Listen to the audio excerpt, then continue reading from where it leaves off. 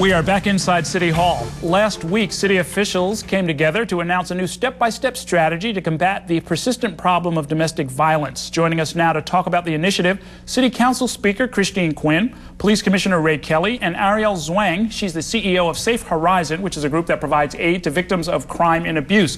Welcome to all of you. Thank you. I want to start with you, Ariel, and let's get our audience up to speed with this very serious problem. We have a graphic of how often the police respond to cases of domestic violence. This is in 2010, about 250,000 times a year. That breaks down to hundreds every day, 600 or 700 every day. Visits by the domestic violence unit, over 67,000. And a very telling statistic, family-related homicides, 75 a year. And your group actually handles even above and beyond this. You do your own response. Right. Safe Horizon runs the New York City Domestic Violence Hotline, and we want everyone to know that if you dial 311, you'll get to us.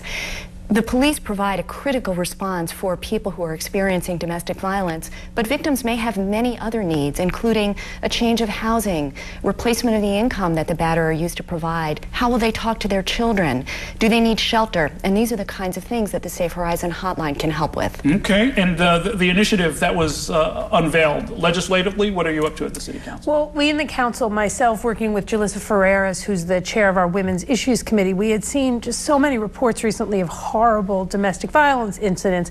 We launched with Police Commissioner Kelly a 4-point plan. One, expanded community outreach, where with domestic violence officers and police officers, we're going to go to community boards with high domestic violence rates, give out pamphlets, give out information to talk to people about domestic violence. Two, in the fall, working with NYC and Company, we're going to do a citywide public service campaign around domestic violence, because as horrifying as the 250,000 number is, we know it's not everybody. So we actually want that, we don't want that number to go up, but we think it's not reflective, and we think this outreach will have it go up and be a more representative number of what's also happening.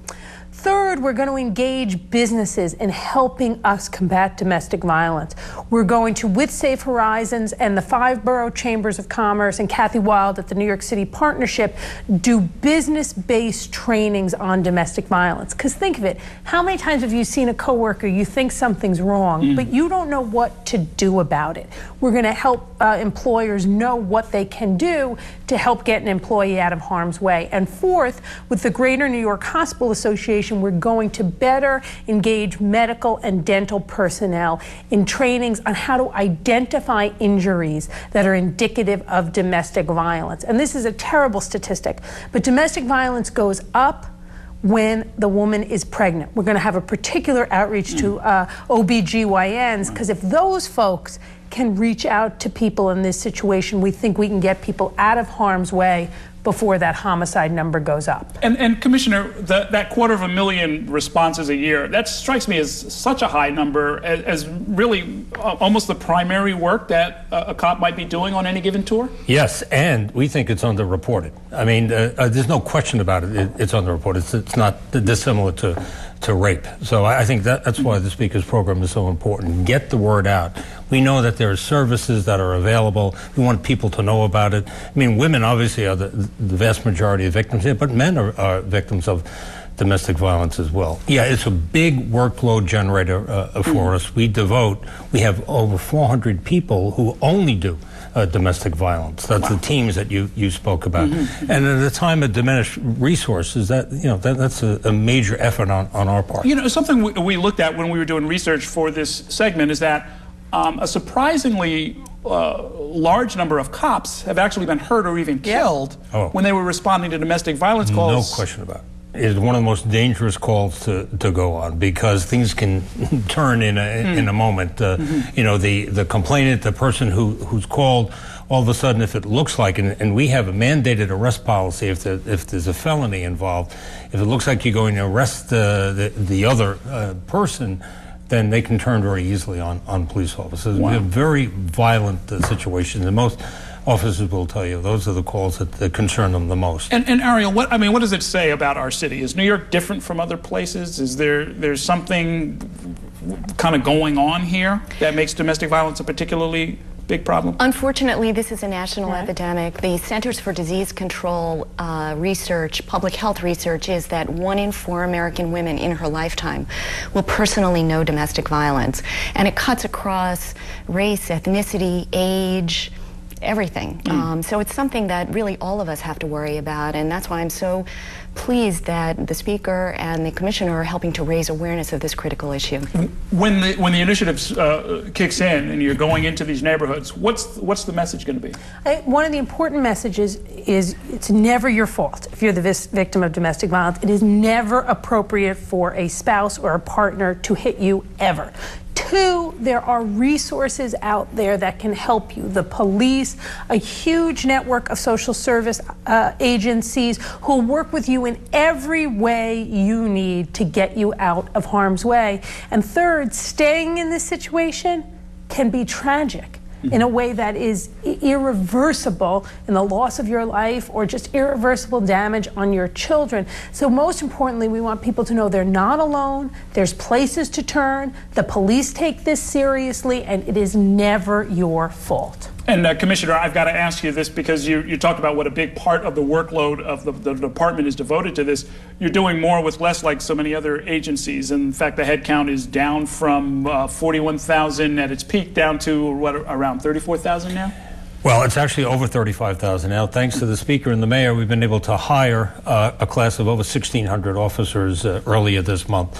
And that's a very important thing for us, to keep that head count at a level that we think is necessary. I think where we were was dangerously low, and I've taken a position that I think we have to maintain it at least this level or close to this level. And Ariel, can I just say another thing the police commissioner deserves a lot of credit for is how diverse our police department has gotten. We can always do more, but it is a much more diverse police department than the department he began leading under Mayor Bloomberg. And that's really important as it relates to domestic violence, because there are often cultural issues deeply embedded in domestic violence. And to have diverse police officers who can go out and respond with culturally competent social service agencies is just a much better front line against this epidemic than what we once had. And so, Ariel, for our viewers, what's the most important thing that people need to know that they don't currently know about stopping or sort of getting involved and helping to stop domestic violence? I mean, I would, to borrow a phrase, if you see something, say something. If you think that something isn't right with someone that you know, let them know about resources that are out there. Yes, calling the police can help, but there, as the Speaker said, are enormous resources also in the nonprofit sector. And if you call the Safe Horizon hotline, call 311, we can connect you with culturally aware and sensitive resources in your area and help you to evaluate the choices that you have. People who are in domestic violence situations feel trapped. Right. Often the batterer is the source of economic support. They may not have legal status in the United States. They may feel that they can't support themselves economically, or they'll be homeless if they don't submit to the batterer's behavior. And there are ways of dealing with all of those things, and we encourage people to reach out for help. And your website for those who might want to look online is? www.safehorizon, all one word, .org. Okay. And Ariel, it's just really important for folks to know also, if you are not a documented citizen, it makes no difference. If you call 311, you call the police department, that is not an issue. If you're a domestic violence victim, you call the police, they're there as law enforcement, not as the INS.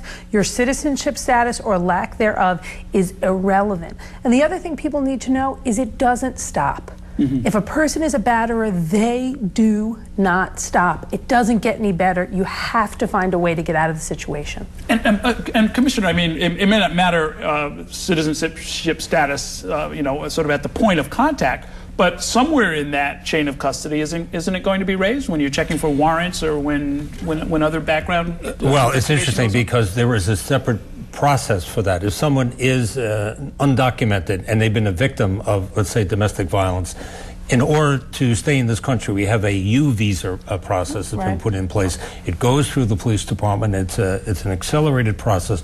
We do an investigation to make certain there's a case that has merit, and if that is the case, you can stay in the country up to 4 years as a complainant or someone needs a home, needs protection, and is afforded the ability to testify in a criminal proceeding. I read that a number of years ago you created a program with the district attorneys to better capture what's going on in any given domestic violence case. Did that provide any benefits? That's correct, and we're working with district attorneys now. We're working with all 5 district attorneys to pick their brains, so to speak. We want to put together a checklist to be more specific as to what police officers can do when they make a visit. It's 60. You showed in your graphic 67,000 home visits. That's up over 100% in the last 10 years. Now we want to make certain that we're providing quality in those visits as well, quality services. Very good. And both as the Speaker of the Council and as an individual council member, I imagine you get a lot of these cases coming through the front door? We do. And before I was on the council, I ran a crime victims assistance agency. So, you know, you see when people call you, they're often just so desperate. What are they going to do to live? What shelter can they go to? What will happen with their children in school? But the truth is, however long your list of questions are, trust me, we have people in city government and outside like Ariel who have the answers to them. There has never been a question that I've heard from a victim of domestic violence that somehow in the New York City network we weren't able to answer and solve. Honest to God. Okay, this will not be the last time we talk about this. You can call 311. You'll be connected with Ariel's organization. Thanks so much for coming in to talk about it. Good to see you, Commissioner, and thank you very much, Council Speaker Quinn. Thank you. We're going to take a little break. Coming